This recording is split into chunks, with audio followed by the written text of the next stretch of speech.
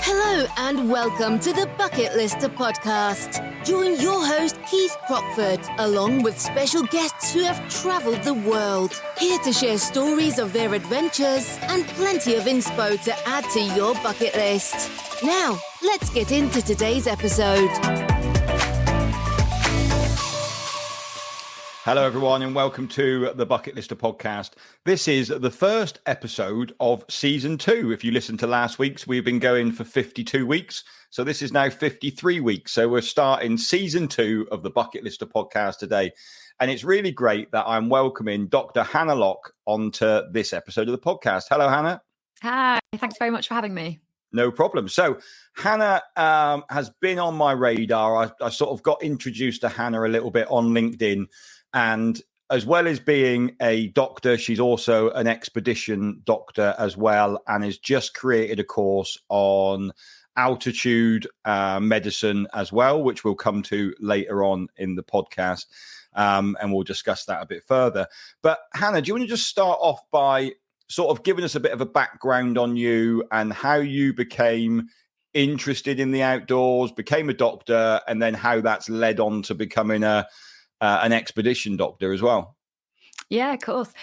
So I guess I've always been interested in the outdoors, really. I was very privileged growing up with two parents that were super mad keen on everything outdoors. So sort of as a kid, we were taking rock climbing and walking and cycling and skiing and camping, anything and everything, really. So I've been doing it for a long time, since I was young. I did go through a bit of a rebelling against all that phase during adolescence, I guess, and decided it was absolutely not for me. But then got back into it, I guess, through D of E, Duke of Edinburgh Award at school, and then more and more at university. And my dad introduced me to alpine mountaineering when I was about 18, and that sort of broadened my outdoor horizons, I guess, and I got really keen on that sort of thing. So I've always sort of done it in the background, done it, in my own time. And then when I became a doctor, it just sort of made sense for me to think, I want to combine these two things, and that's what I've aimed to do, basically, and somehow it has happened. So once I graduated as a doctor. Well, I think actually before that, I became a mountain leader. So got that qualification, sort of tried to gain skills along the way and kind of, increase my outdoor knowledge and skills, basically, because I think that's the most important thing for being a doctor in any field of outdoor work, is actually having the outdoor experience and skills first. And then I gained some extra qualifications once I'd qualified as a doctor. So I did the diploma in mountain medicine to try and gain more experience again and more knowledge, basically. And then started working as an expedition doctor on mostly sort of trekking and a couple of mountaineering trips to high altitude. So I'm interested in sort of cold, high places. That's my bag. So, places like Kilimanjaro or the Atlas Mountains, other places in India, Ladakh, for example, and Sikkim. And I also have been a little bit involved with some altitude research as well. So when I was a university student, I got involved with a group through Birmingham University, although I was at Warwick, that were organising expeditions to all over the world, but to study the effects of high altitude on the human body. So I was able to go on a few expeditions and sort of help out with that research, which was really interesting. And again, just got me more passionate about high altitude and expedition work. So that's perfect. That's the story. And obviously now you are an A&E doctor. You live and you're based in North Wales. Yeah, that's right. Yeah, just outside. Sorry, go on. No, so I suppose really then, in terms of where you are based, you are just outside the Snowdonia National Park, which I think is what you were just about to say then. Yeah. So in terms of being an A&E, you must also see quite a bit of outdoor, not first aid, but, treating people because they're coming into A&E as well. Absolutely, yeah. So I work at Bangor Hospital, Ysbyty Gwynedd in North Wales. And I live just on the edge of the national park. And yeah, it's a brilliant place to live and work. I mean, I've got the mountains on the doorstep, so it's amazing to go out and play, on days off. But yeah, the A&E department that I work in is really interesting because it's a relatively small district general hospital, and our we cover a huge area in terms of our population base, right down to sort of mid Wales. And we get, people coming in off the mountains with, simple ankle fractures, for example, right the way up to, major trauma, people having serious accidents in the hills and on the coastline as well, because we've got the sea, obviously, and, coastline around Anglesey. So we get quite a broad mix of issues to sort out, which makes it very interesting from a job point of view. Yeah, and especially because our major trauma centre is more than 100 miles away, we have to deal with quite a lot here at Bangor, which again is it's interesting, and it's great skills to learn. Yeah. So in terms of being an expedition doctor, then, what would you say is when people are away on these trips, and like you said, you've done many trips like the ones that we run, so Toubkal, Kilimanjaro, Everest Base Camp, those sort of bucket list treks, if you like, is what we're known for. Like, what would you say are the common things that you would be treating when you are on those trips? I guess those particular trips and the trips that I like, where we're going to high altitude, usually it's high altitude issues that are the main thing. So the milder end of the spectrum, so acute mountain sickness and the sort of mild and sometimes moderate symptoms that come along with that. So that's definitely the bread and butter, really. But then also, I guess, with most expeditions and most trekking trips, again, it's usually quite simple things and not very glamorous. So it's coughs and colds, feet problems, so blister problems, occasionally sort of minor issues with sort of strains or sprains. So, musculoskeletal problems, a twisted ankle or a hurty knee. And coughs and colds, so respiratory tract infections, because once you're in a small group like that and somebody comes down with a cough or a cold, probably everyone's going to get it.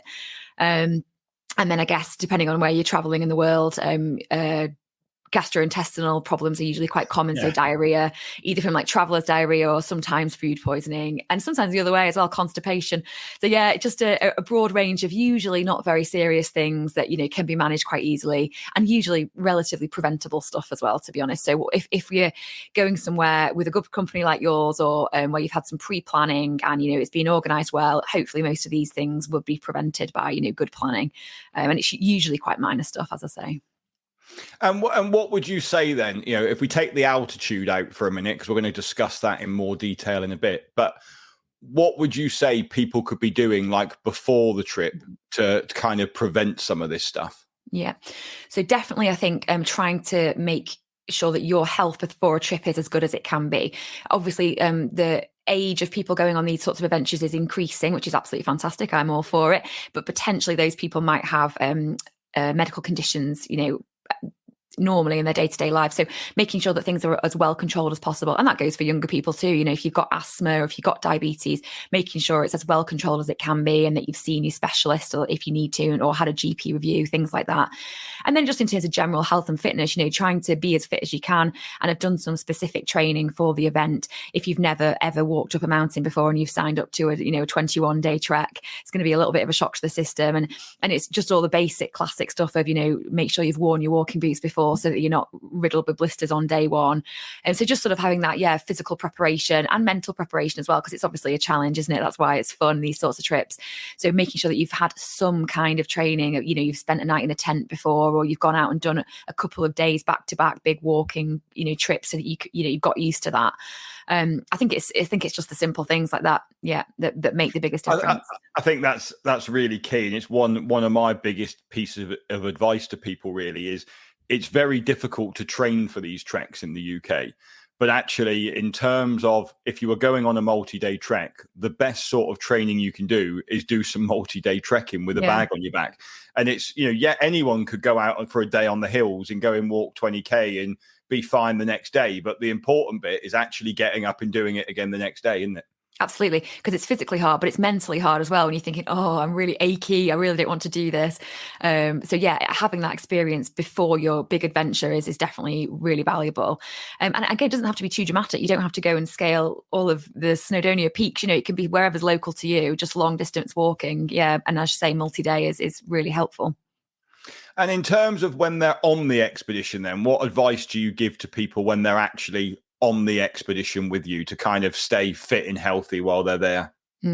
Again, mostly really basic stuff. So making sure you're staying really hydrated, which is obviously important if you're going to somewhere warm, but actually it's really important for high altitude as well.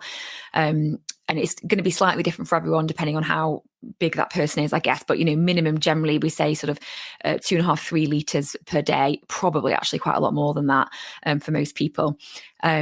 Making sure you try and get as good sleep as possible. I think recovery time is really important. So not staying up, super late and just sort of trying to maximize your sleep. So I always bring earplugs, an eye mask, and even a travel pillow, like a blow up pillow if I'm camping. Just that little extra bit of luxury is really vital to a good night's sleep, which, just means that you're going to be recovering better. Making sure you're eating plenty, which can sometimes be a challenge because the diet might be different to what you're used to, but often on organized treks, as the food is so good. I always come back having put on weight on these sorts of trips because I can't stop eating.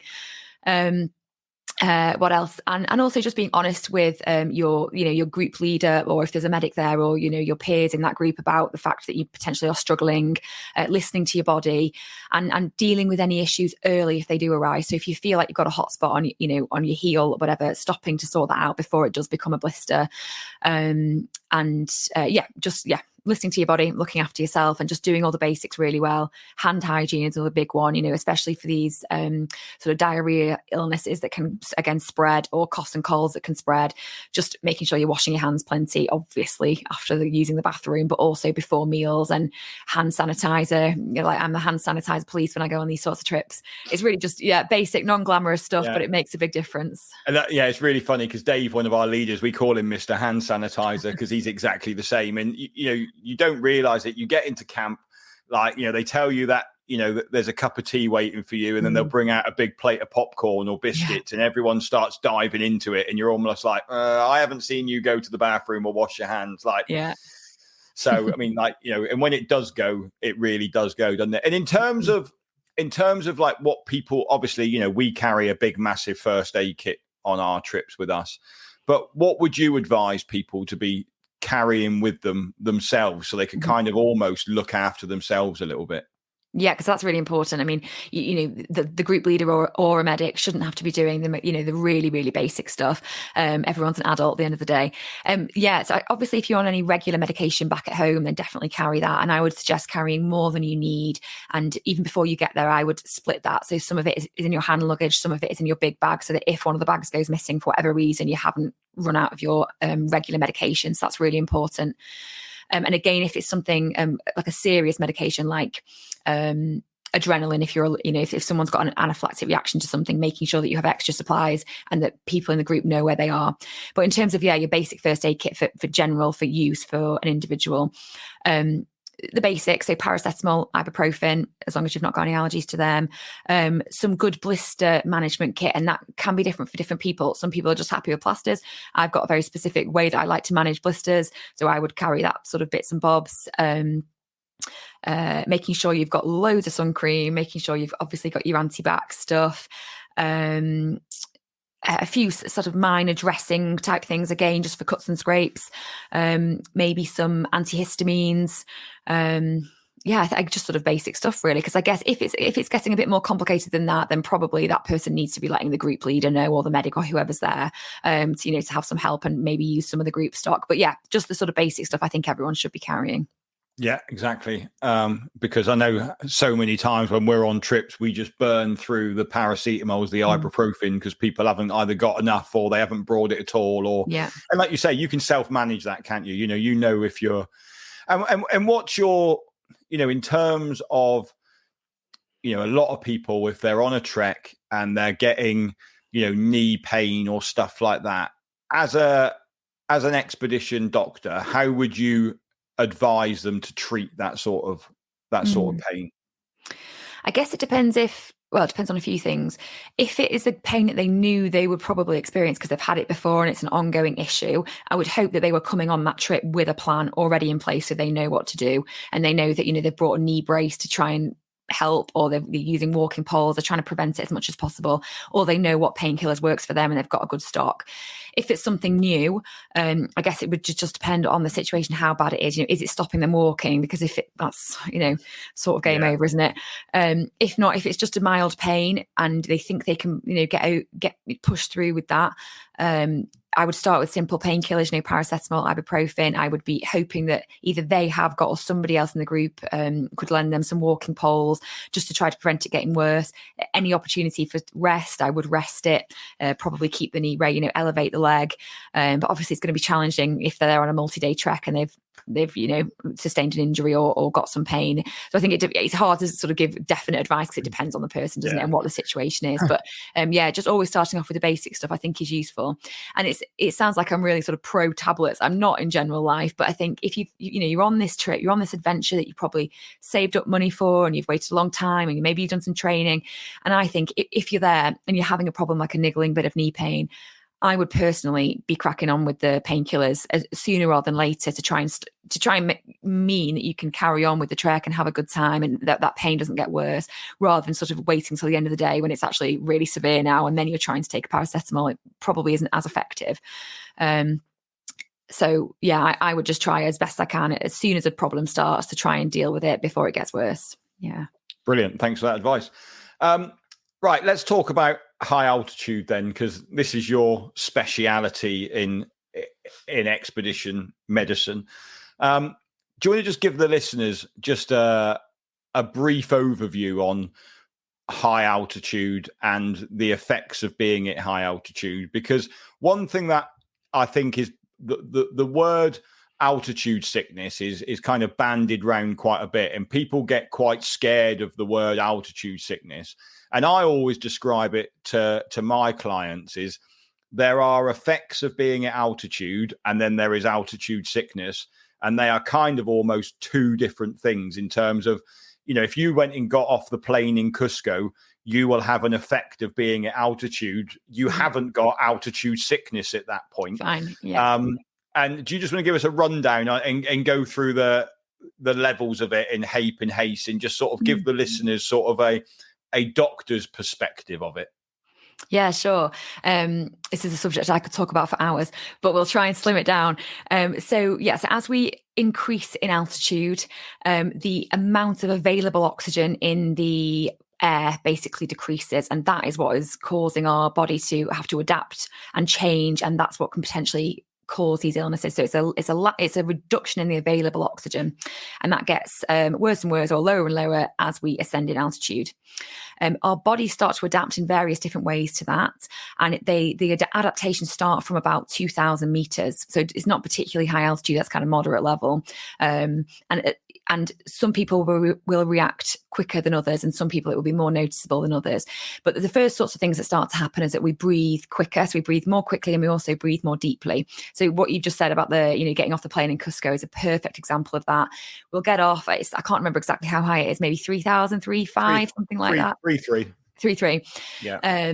And you get off immediately, and your body's instantly reacting to the fact there's lower oxygen there. So we're definitely going to be breathing quicker. So we're going to feel a little bit out of breath, and you'll notice that especially if you're trying to walk anywhere quickly or walk upstairs, for example. And because of that, we might also start to feel, if you did try to rush, you might feel a little bit lightheaded. You might feel a little bit like you're just unfit or a bit more tired than usual. And exactly as you said, I wouldn't call that altitude illness or altitude sickness, but that is our bodies saying, whoa, hang on a minute. This is actually a difficult environment. We're trying to adapt. Let's just slow down a bit so we can breathe more and get more oxygen in.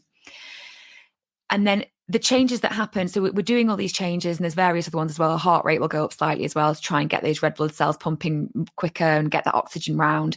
And there's lots of other sort of more complicated changes that happen. And over the sort of hours to days, those changes will happen. And then later on as well, sort of days to weeks, more changes will happen to get us adapted to that high altitude. You'll also notice one of the first ones is that we're going to probably go for a wee more. We're trying to concentrate our blood to make the concentration of our red blood cells that carry the oxygen more concentrated in the blood. So we try and get rid of water by weeing it out more. And that some people notice that relatively quickly, and they might be up in the night going for a wee when they don't do that at home normally. So those sorts of changes happen to try and get us to adapt to the lower altitude. And for some people, that's really quick, and for other people, it's much longer. As we get up higher in altitude, our body is struggling basically to adapt more to those things. And that's when we get the risk of sort of altitude illnesses. And it's particularly risky if you try to go to higher altitudes quickly because you're not giving your body that time to adapt. So there's sort of three main altitude illnesses. You can also get a bit of a headache. And if it's just a headache, we just call that high altitude headache. It's nothing really to worry about. Just need to rehydrate, rest, and take some simple painkillers. That's fine. But altitude sickness, or AMS, acute mountain sickness, is basically a cluster of symptoms. So you have to have the headache to be labeled with AMS, but there's also different other symptoms that can be involved, such as fatigue, GI upset, so gastrointestinal upset, which can sometimes be nausea or vomiting. It can be low appetite, very occasionally sort of diarrhea, but not usually. It's usually more appetite and nausea. And also you can feel quite lightheaded and dizzy as well. So if you've got a headache plus one or two of those other things, you could say that person's probably suffering from a bit of altitude sickness, AMS, acute mountain sickness. And again, it's a broad spectrum. So it could be quite mild. Oh, I've just got a bit of a headache, just a bit lightheaded, just a bit tired. That's fine. Or they could have a bit more severe of all of those things and just think, oh, do you know what? I feel pretty rubbish. Actually, I just need to go and lie down. So it's, again, different for everyone and different at different altitudes as well. But generally speaking, the management for that sort of thing is quite straightforward again. So it's rest, it's rehydrating, taking some simple pain relief, taking some anti-sickness medication if that's really required, trying to get that person to eat something because they need energy, and most importantly, not ascending in altitude any further. So they need to stay at that level and recover there because they're not adapting as quickly as we'd like. If that person then had a nice sleep overnight, woke up in the morning feeling better, having their breakfast, that's great, carry on. If they're still as bad or even worse, then that person definitely should not be ascending and should be actually probably descending in the altitude to make sure that they can recover properly. But most people with a slow ascent profile, so not rushing to high altitudes, can, even if they get those mild symptoms, will probably recover with the simple management. So that's really, good news. Then the two sort of more worrying, actually very worrying, life-threatening situations that can occur at high altitude are fortunately very rare. And again, with a good ascent profile, so not rushing to really high altitude, they're even rarer because that's the biggest risk factor, although there are other risk factors. So yeah, you mentioned high altitude pulmonary edema, which basically means fluid getting into the lungs, and high altitude cerebral edema, so fluid in the brain, swelling of the brain. So with the pulmonary edema, the lungs, you're basically going to notice significantly increased shortness of breath. So everyone's going to be a little bit short of breath, but this person is going to be probably more short of breath. They may well have a cough, and what I've seen the most is that they're really, really tired. Again, everyone's probably tired because it's a difficult trek that you're on or difficult challenge, but this person may have been, having a great time for the last few days, and then now they're right at the back of the group, absolutely exhausted, not wanting to continue, short of breath and not having a good time. And that's when I would be very suspicious about high altitude pulmonary edema. If you've got an oxygen saturations probe, or if the group leader or if there's a medic, they would, use that to see what that person's oxygen saturations are. And at high altitude, most people's will be low anyway, or lower than it is at sea level. But the person with HAPE has probably got significantly lower oxygen levels on that SATS probe. And that person definitely needs to go down. So they can't stay and rest. They have to descend. That's the treatment. There are medications that can be given to help. Oxygen also helps, but the sort of bottom line is that they need to descend. And the same with high altitude cerebral edema. Again, that's a life-threatening situation. That person's got swelling of the brain because of high altitude, very, very rare, and mostly above 5,000 meters. But they're going to have a horrible headache. They're probably going to be vomiting or feeling sick, and then they're going to be displaying signs that their brain is not functioning, basically. So that could be anything from speech disturbance, so being confused, can't speak properly, to stumbling around, looking like they're drunk, not being able to walk properly. And there's lots of other different things, but showing signs of brain malfunction, basically. And again, there's medication that can help with that. They could have oxygen, but what they really, really need is to descend to lower altitudes where there's more oxygen, basically, because that's what they need. And, in some situations, they would need a rapid evacuation plan, like with a helicopter, for example, depending on where you are. But they're definitely the top end of the spectrum when it comes to altitude illness. And with a good, slow ascent profile and, making sure you're really well hydrated, trying to manage any illnesses, listening to your body, that's the most important thing. And that's what will reduce the risk of those serious illnesses. Brilliant. Thanks ever so much for that. It was really clear. You mentioned O2 saturation there. Like when we're on our trips, as a leader, we're always checking our groups in the evening. Obviously, you can buy the ones that you clip onto your finger that aren't obviously as great as the ones that you get in a hospital, but they give you a kind of, and even on your watch now, you can get on some watches, you get your pulse oximeter on there. How would you describe the benefit of testing that on a daily basis? There's definitely limited evidence to one-off readings. I don't think they're not useful, but I think we shouldn't get obsessive about it in some ways. So, for example, I think actually what you've just described there is probably more helpful. So the fact that you're getting multiple readings, so there's a trend. If it's just a one-off reading and that person's feeling fine, I don't think there's much benefit to that. And it's a tricky one because people will have different oxygen saturation levels at the different altitudes. I think the most important thing is to look at that person. If someone looks really well, is feeling well, has done a great day's walking, is eating, is having a fun time, if their oxygen saturation is a smidge lower than yours and you're also feeling well, I wouldn't particularly be worried. If they look awful, they feel really unwell, they're having a rubbish time, they're feeling sick, they don't want to eat, they're exhausted, and you put that SATS probe on and their oxygen level is still the same as yours, I'd still be worried about that person because they look awful and they feel awful. I guess where it's useful there is if their oxygen saturation level is really quite low or the lowest in the group or one of the low ones and they feel awful, it would just give me even more of a red alarm bells coming off in thinking, oh, this person's not doing well. We need to be thinking about how we're going to manage them. Can they stay here or do they actually need to go down now? So it's more of a, I think they are useful, but I think it needs to be looked at within the whole clinical picture of what does that person look like and how do they feel? But I guess it's interesting actually because there is some evidence coming out now. Well, there's been a few studies. One study that I was involved with a few years ago in India on an expedition where we wore oxygen saturation probes all night. They were strapped to our finger, and it was interesting. It was a very small group and the data's not been fully looked at yet, but there was some evidence or some information looking like when people's oxygen saturations were lower overnight, they were the ones that got ill later on in the trip, a couple of days later in the trip. Now, obviously, for a sort of trip where you're just having a one-off reading, again, it's difficult to interpret that.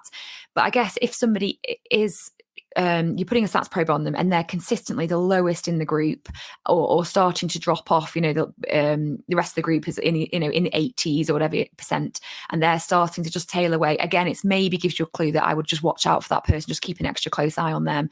But as I say, it's useful, but it needs to be looked at in the bigger picture of how are they, basically. Yeah, and I think that's the nice thing about having it on a spreadsheet where you can see everybody's, that you are just getting those trends. And I think where I find it quite handy is to make that decision in the morning, like where you said, like some people just need a night's rest, like they get up and feel better in the morning. And actually by just taking another reading of them in the morning and seeing, we'll actually see you've improved from there to there. Like it just gives them a bit of confidence to think, oh, I have got better overnight. And it just gives you a bit of confidence as well to be going, okay, they're going in the right direction then. Absolutely, yeah, and it's at the end of the day, it's difficult because there's sometimes the symptoms of these illnesses are sometimes quite vague. It's just that extra bit of information to help, isn't it? So yeah, I think it is helpful as long as it's not the sole thing that is relied on. Yeah, and in terms of AMS, is there anyone more prone to it than anybody else? It's a really good question. It's like the $1 million question, isn't it? There are definitely there's loads actually of genes involved in sort of predicting AMS. The trouble is we can't test for them really, so it's kind of useless. People that have had it before are definitely at higher risk. Again, that's not as black and white as it sounds because it depends. What was the trip they were on before? How quickly did they ascend? Were they unwell with something else at the same time? Because if somebody got on well on a really, really gradual ascent to moderate altitude, it probably suggests that they're not coping very well with high altitude. So the risk of them having it again at a similar altitude or higher is probably quite high. If someone's not had it before, then, and has been to quite high altitudes, then again, that's a good predictor that maybe they'll do well again. people that have got other conditions at the same time, so particularly things like coughs, colds, respiratory illnesses, will put you at a higher risk of AMS, but particularly HAPE, so pulmonary edema, just because the lungs are already struggling. They're already trying to fight off an illness, and now you're asking them to deal with low oxygen as well and work harder. They do say sort of younger people, but again, I think, to be honest, I think the evidence on that is often the younger people want to rush. They want to, they're really excited to be there. They might be a bit fitter and, just keen, and they want to rush ahead and get to the next place quicker. And that just puts you at increased risk because you're not allowing your body to acclimatise, really. They're the main ones. They're the main risk factors. One question we get asked a lot in the office, which, our reply always is you need to go and speak to a medical professional, is, should people be taking Diamox? Great question. And I'm going to give a little politician's answer as well, really, because basically I can't say yes or no for anyone. It is really individual. There's loads of factors involved. So Diamox, or is a brand name. So acetazolamide is the drug name. Really, really useful drug to help our bodies acclimatise faster to high altitude and therefore reduce the risk of altitude illnesses. So that's why we use it. And it's definitely got loads of evidence that it's a useful drug in that sense, that it is actually effective at helping us to acclimatise quicker. So that's the positives. The negatives are it does have some side effects, and ironically, those side effects are quite similar to the symptoms of acute mountain sickness. So sometimes nausea, sometimes reduced appetite. And for some people, those side effects are just so horrible that they might as well just not take it. For other people, they don't get the side effects, so that's great. So it's worth trying it before you go if you were going to. In terms of whether you need it, that's really depends on the trip. So if you're signing up to a trip where there's a really slow ascent profile, you're starting off at, say, 2,000 meters and you're spending a week to get to, 3,500, 4,000 meters or something along those lines, I would suggest that's a really nice amount of time for your body to acclimatise. You probably don't need extra help from a drug. So that's great. If you're flying into somewhere like Cusco or La Paz in Bolivia, where you're flying into already pretty high altitude at 3,500-ish, and then you might want to consider taking acetazolamide then, because it would just help your body acclimatise.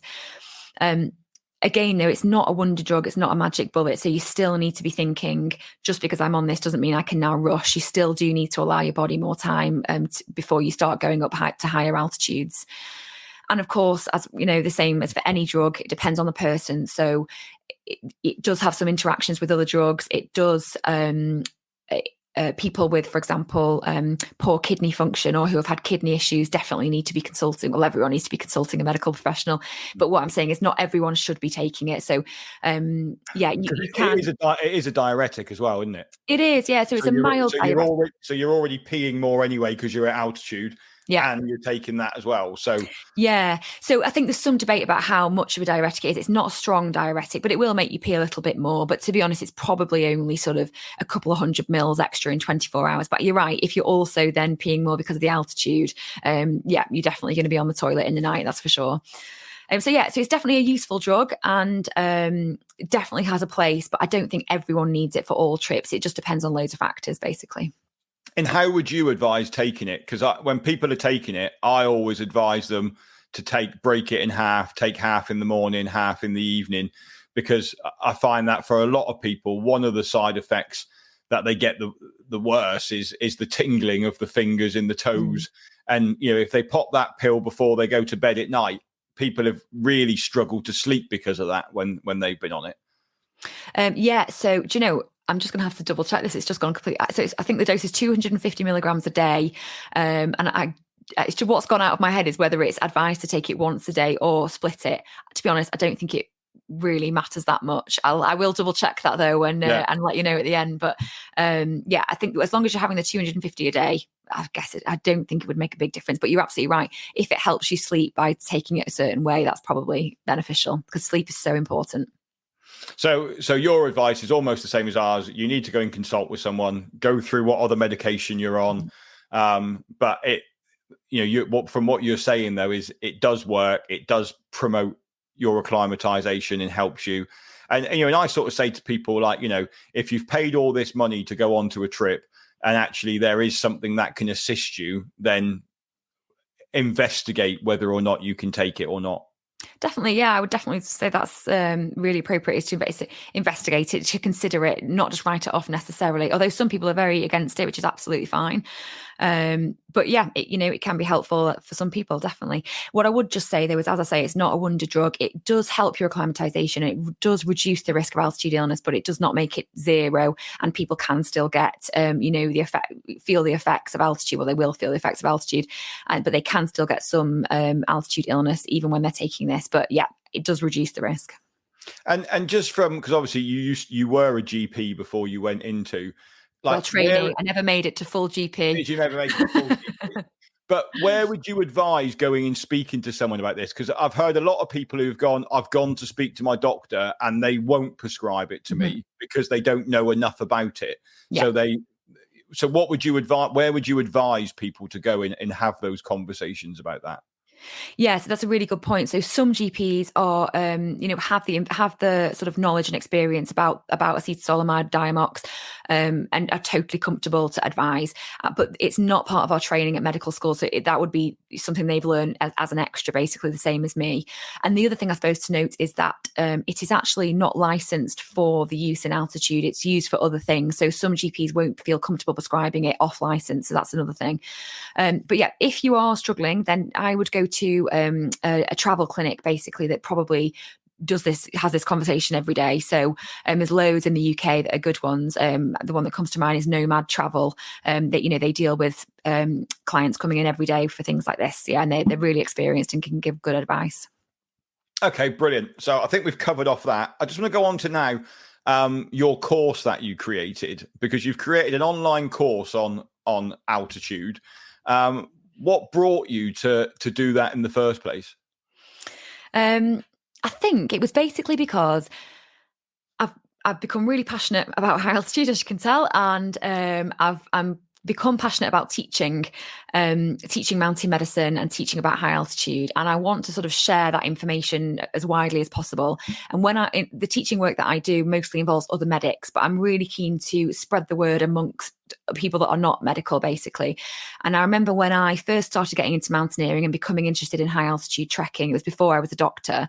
And when I looked online or looked in textbooks, a lot of the information is very medical and very geared towards, medical professionals. And I just couldn't understand it. And I didn't find a place that sort of collated everything that I wanted to know in one place that was easy to access and told me trustworthy advice, So I thought, well, I want to create that. So that's basically what I've tried to do. So it's an online course in the sense that it's got various modules and whatever, but it's self-directed. So it's about 5 hours of content of me doing videos in bite-sized format, so sort of 15-20 minute videos talking about lots of different things to do with altitude, how it affects us, the illnesses that are possible, how to prepare for high altitude, anything from managing emergencies, putting together a first aid kit, to what clothes to wear, how to improve sleep, nutrition, all sorts.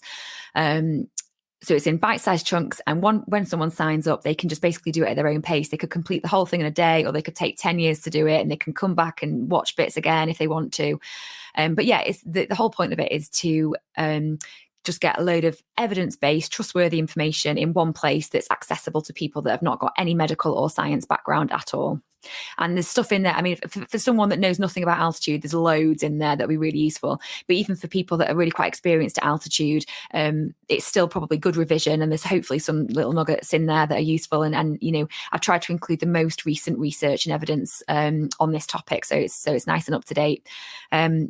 Yeah, that's it. Perfect. Well, I mean, I'm going to put all my guides through the course and get them to do it, because I think it'll be really good for them to be up to date with the latest stuff.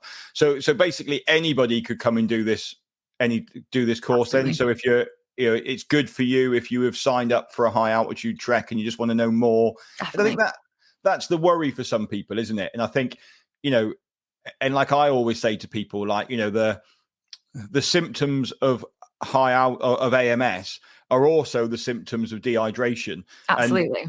most of the time, like when you're on a trek, you ask someone to pull their Camelback out of their bag and it's still full at the end of the day, and they're telling you they've got, altitude sickness, and you're like, no, you might just be dehydrated at this point. So I think your course would just make people more prepared to kind of just be more confident in themselves and more confident in knowing that actually, no, I am okay, or I do need to go and tell someone.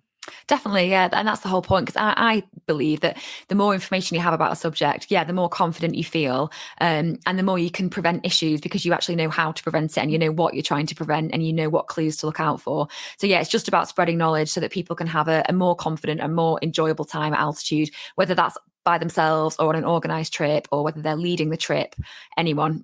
That's the point. And so far, the course has been launched for a couple of months now, and I've had a really wide range of people doing it, from real newbies to doctors to expedition leaders, and everyone sort of said that they've got something out of it. So hopefully it's a valuable resource. And where can people sign up for that course too then, Hannah? So there's a link. Probably the easiest link is through my website. So it's drhannahlock.co.uk/courses if you want to go directly to the course page. The actual course is through a platform called Teachable, and the course and the sort of online platform, the online school, is called Humans at High Altitude. So if you Google Teachable Humans at High Altitude, you'd find the course that way as well. Perfect. Well, I'll put links to both of those into the show notes for this podcast as well. So if you can't find it, then you can just go and click through on the show notes as well. Hannah, one question we ask everybody who comes onto this podcast is, what is left on your bucket list? So much, I would really love to do at the moment, it's actually nothing to do with high altitude and nothing to do with mountaineering. Actually, I'm really keen to do a big cycle touring trip. So my partner Tom runs like a cycling company. He's an absolutely keen cyclist, done loads of cycle touring before, and I've done absolutely none. I'm a bit of a rubbish cyclist, so I'd love to do a big challenge. I don't really mind where. Somewhere remote would be cool. And just go for a bit of a cycle touring adventure, and independent, carrying everything on your back and just seeing where we get to. Probably wouldn't be very far because I'm rubbish on a bike, but I could maybe bungee onto Tom's bike and he can pull me along. Well, I mean, I want to just tell a really funny story here, because like when you came up onto my screen, onto the podcast, I looked at your background and was like, I saw that background yesterday, because actually Hannah's partner, Tom, interviewed me yesterday for his podcast, and I had no clue. And Hannah and I had this booked for ages, but I had no clue that Tom and Hannah were actually a couple. And I just stood there staring at the background going, I saw that yesterday. That's really weird. Surprise. So, yeah. So if anyone's got any questions on high altitude, Hannah, can they come to you? Can they contact you on your website? Can they? Yeah, definitely. Yeah. Email me, drhannahlock@gmail.com. It's a bit of a tricky one. I can't necessarily give really personalized medical advice. I know that sounds rubbish, but I'm not indemnified to do that. So if you want really personal advice about your personal medical conditions, it would have to be through a travel company. But if it's something more general or just questions about high altitude, please do. I'm happy to answer. Brilliant. And obviously I found you on LinkedIn. You're also on LinkedIn as well. You're very sort of big on LinkedIn in terms of you use that platform quite a bit as well and that's where I found you in the course. So I do need to sign up for the course, but I have been away so much recently, I haven't got round to it, but I am going to stick all the guides on it as well. But Hannah, thanks ever so much for coming on and giving us some advice and talking us through high altitude today. I found it really interesting, and I'm sure people who are coming into it not knowing anything beforehand have found it super interesting as well. So thanks ever so much for that. Oh, you're welcome. I've enjoyed it. Thank you. Brilliant. Well, everyone, hope you've enjoyed today's episode and found it really interesting and really useful if you're heading away on a high altitude trek, or you're thinking about heading away on a high altitude trek. And like Hannah said, high altitude doesn't have to be high. It can be above 2,000, 2,500 meters. So, all of this stuff we've been talking about today has an effect at that point. So hopefully you found this interesting. Thanks for listening, and we'll be back next week with another episode. Thanks very much. Bye-bye. Thanks for listening to this episode of the Bucketlister Podcast. Be sure to click follow to be alerted for next week's episode. For For more travel inspiration, check us out at www.thebucketlistcompany.co.uk or follow us on socials. See you next time.